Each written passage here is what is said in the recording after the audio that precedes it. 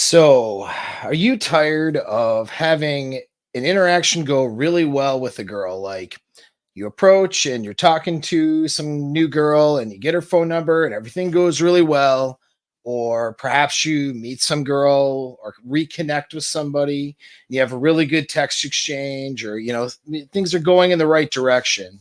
And then later on, you go to have a conversation with her and try to set up a date, and it's like she's never had a conversation with you at all. It's her investment, her excitement all of a sudden is really low, and it doesn't match the excitement or the level of conversation you were having when you were talking to her just maybe a few days ago. So if you hate that, this is a good video for you. We're just doing a quick live, and I'm going to introduce you to the concept of open loop versus closed loop communication.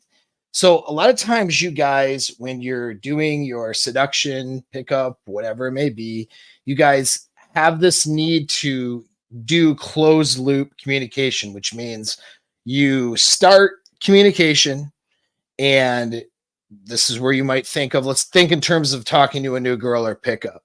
It's like you have an opener, so you start this communication, then you have sort of the conversation, how things go, and then you try to build it into something, right, where build some interest in her, and then you end it by closing somehow with, usually, let's say, exchanging numbers, exchanging social media, whatever it is. And then you have the need to be like, okay, well, I'll text you later, or I'll see it. Maybe we'll hang out next week. Maybe we'll do this next week. Maybe I'll text you in a few days, or, oh, hit me up or call me, right? You guys have to feel this need to sort of close off the loop with the communication. That's how normal communication goes. And a lot of times when you want clarity and you want assurance that the other person has clarity for what your message is, closing the loop makes sense, and getting clarity, getting clarification makes sense too when you close communication loops. But there's a time and a place for something called open loop, or leaving the loop open, where it's like it doesn't quite close or leave off, and then that leaves the other person thinking about you and that interaction later on. Girls do this to you all the time when they ghost you. You'll be having communication with somebody, and then she'll just stop talking to you, and now you're sort of thinking about that whole thing, right? Like, she kind of ghosted me, or she faded off, and she didn't respond to my last text.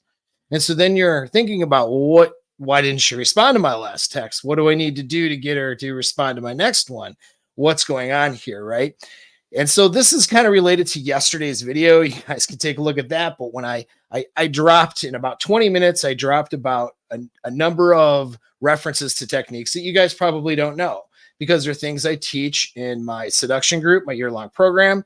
And there are a lot of things that are going to be featured in my Sexpionage course that is dropping on April 22nd. However, you can pre-register right now and find out how to get the course for free if you click the link in the video description. So that's being offered. I'll get into depth with all these different things. All right. But these are all high-level persuasion communication type skills that will take you from, if you're really bad at this, it'll help you get good, but really it's going to help you from I'm doing okay, or I've learned some things before, or even I do really good. It'll help you from get good to great.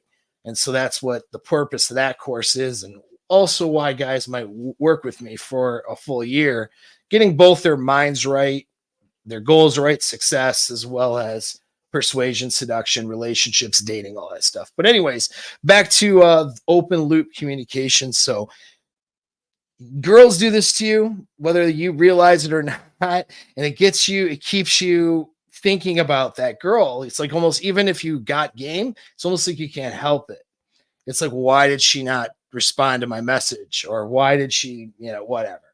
And so that is something that you can do and incorporate strategically into your game. So here's an example. Let's say, you're in a pickup scenario. You might say, okay, I gotta go. I gotta get caught up with my group.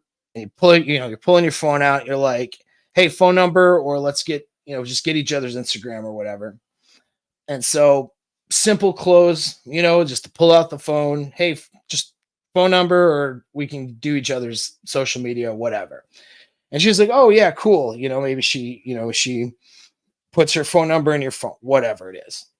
Right. Or, oh yeah, let's do our Instagram or something. Let's follow each other on Instagram, whichever it is. Okay. And so here's an example of a closed loop communication, what a lot of people do. All right, hey, it was great meeting you. Let's text. I'll text you sometime or whatever. Maybe I'll get a hold of you next week, or it's that sort of thing, right? That's a closed loop. Instead, in order to, a lot of times, so that girl, if she's really attractive, people don't pick up in person anymore. So she probably will remember you just because you approached. But are you really leaving a serious imprint in her mind? If you were nervous on the opener, had level 1 communication, something I call level 1 communication. You have to get in the course for those things.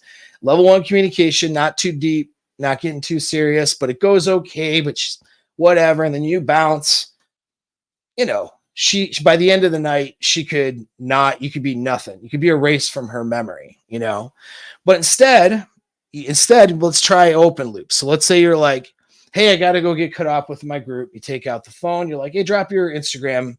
Let's exchange Instagrams, or let's do phone numbers or whatever. She's like, yeah, cool. Phone number's good, whatever. So she's like, yeah, here's my phone number. You're like, all right, cool. Just hold eye contact, give her a wink, and then walk away. You don't say anything. I even said, all right, cool, because my need to close the loop here as I talk to you, that's a natural human thing, but she drops it in. You just kind of look at her, give her a wink, and then you just walk away. Don't say anything. Okay. So that would be a way to leave that loop open. And that is, especially if you get good eye contact after she gives her phone number, you kind of look at her for minutes, give her a smile, give her a little wink, hold some tension, give her that wink or whatever, and then just kind of walk. That will leave more of an imprint at the end of that conversation. She has more of a likelihood of thinking a bit about you now, where she would have been a pretty innocuous conversation before, especially if you held some tension with eye contact, maybe a little wink or a little squeeze in the arm or something like that, something physical, and then just bounce, right? So that's an example of using open loop to occupy real estate in her mind after you walk away. Another one, let's say you're on a date. Okay, you do the date thing. You're leaving, you walk her to her car or something. Let's say you met somewhere for coffee or a drink or whatever. You're walking her to the car, end of the night. You spent, let's say an hour or so together. Things are going pretty well. And so you go, you smile, you go move in for the kiss, do a little kiss, like a parking lot see you later kiss, nothing. She's not open for doing anything crazier than that. And then you just look, an example of example of a closed loop might go, after the kiss, you're like, oh, okay, I had fun. Well, maybe we could do this again soon. Guys will do that stuff. They'll reference, let's do this again soon. Worse is like when they try to set up the next date right there. Don't recommend that usually. That there's reasons behind that, but trying to set up the next date on the first date, especially if it's a really short date, it's like it comes off a bit as needy and insecure sometimes. So that can blow up in your face. Obviously, situation dependent. Or hey, I had a good time, or I'll call you later, or those sorts of things. That's that need to close the loop after this kiss, But instead, you could just give her that kiss, look her in the eye, and say, "You have great lips."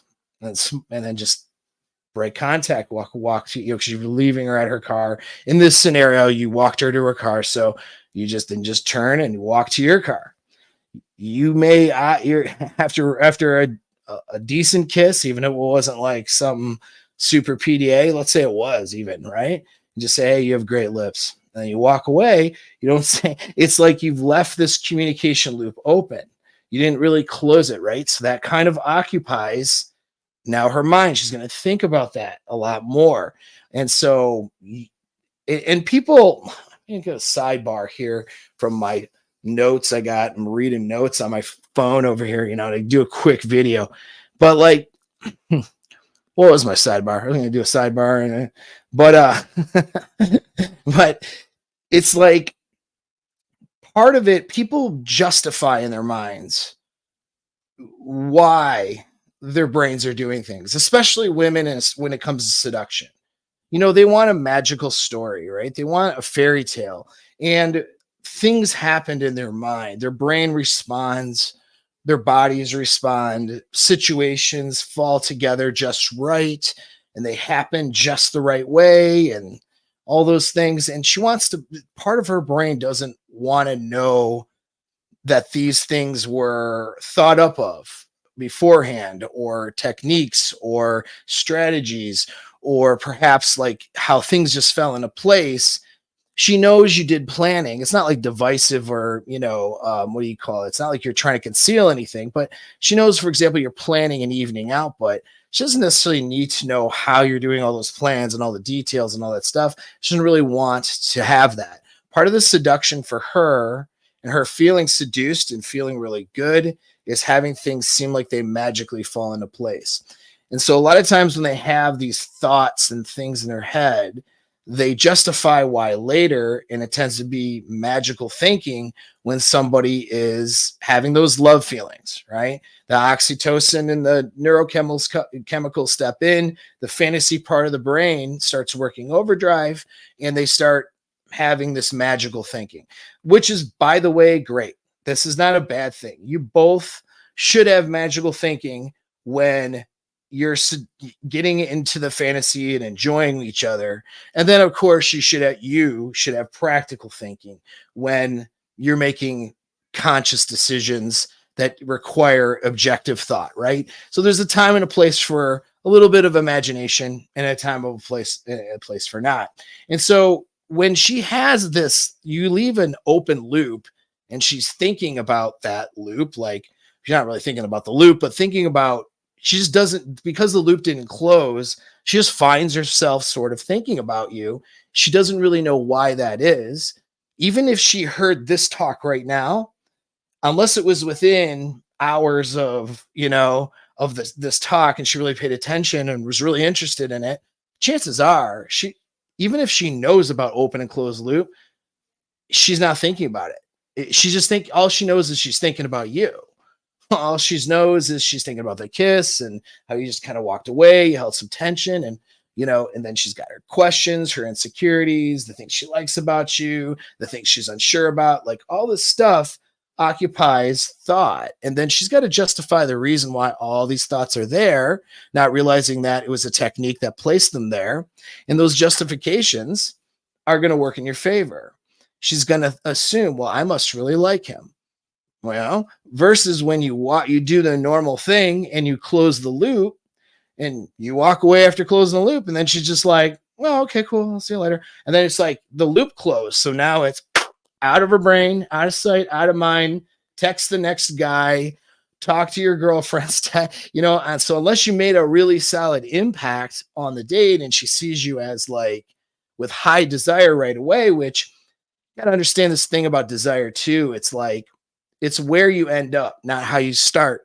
You have to understand that if you expect to increase the value of the women that you are dating, and if you want to have a relationship with somebody who has a lot to offer, who's very pretty, who has a lot of value, who's a good relationship companion for you, if you're looking for the relationship, or just basically you want to have, we could say, high quality women, you're going to have to accept that.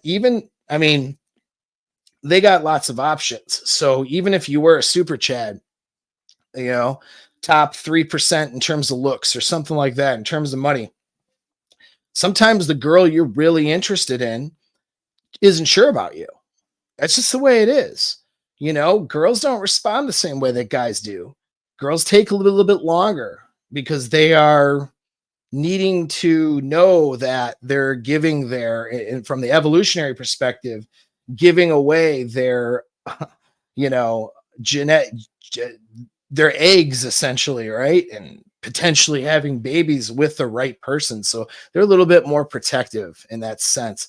Even when they're doing, you know, we could say whole phase behavior, they're still more selective than most guys. So, you know, you if she is a person of value and you're really getting, you're trying to up the quality of women in your life, the easy drunk girls at the bar aren't going to be the answer necessarily. You may have to finesse and game and seduce a little bit. Doesn't matter what your value is.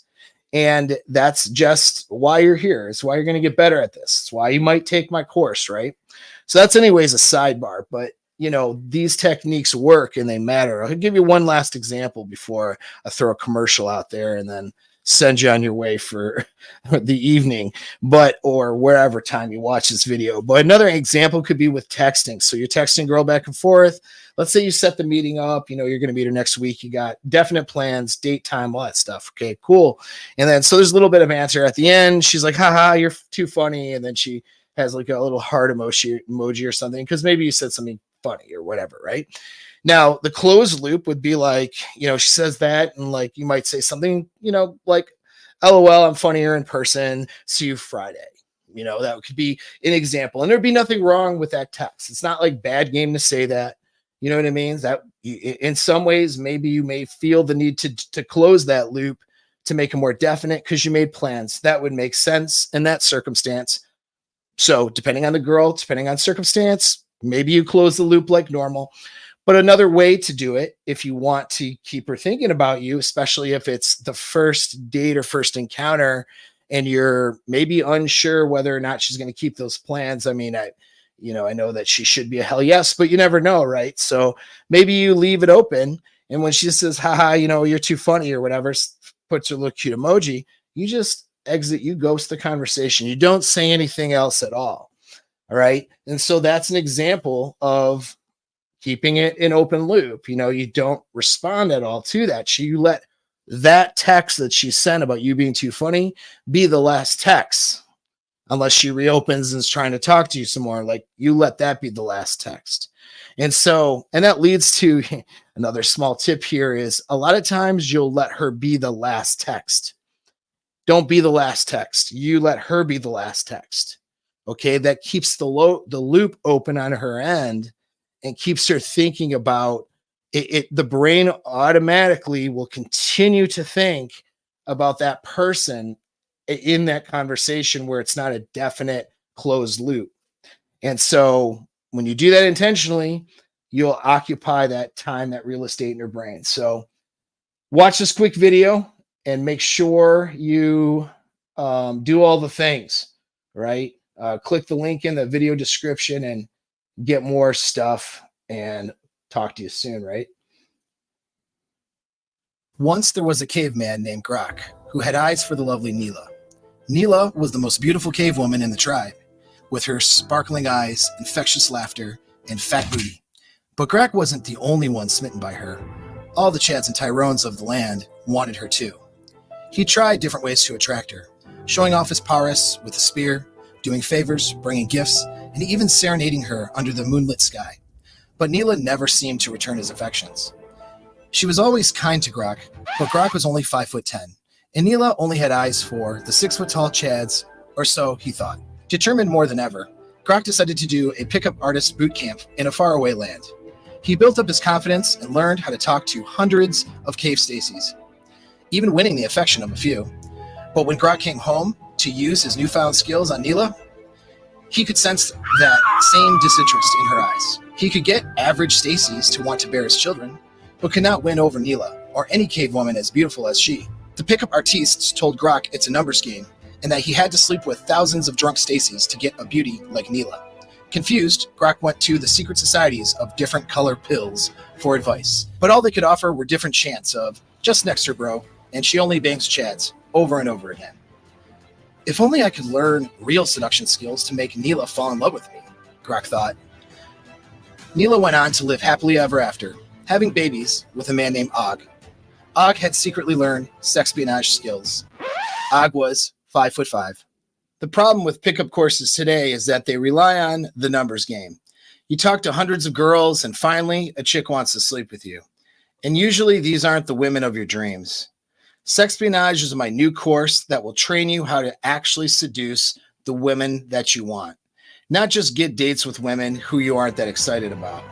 You will learn deep persuasion skills borrowed from the elite corners of the espionage world that will train you how to persuade anyone and how to seduce anyone, from the woman you just met to your wife or girlfriend. Enrollment opens April 22nd and closes on the 26th. Click the link and don't miss this opportunity. It's the only one you'll get this year.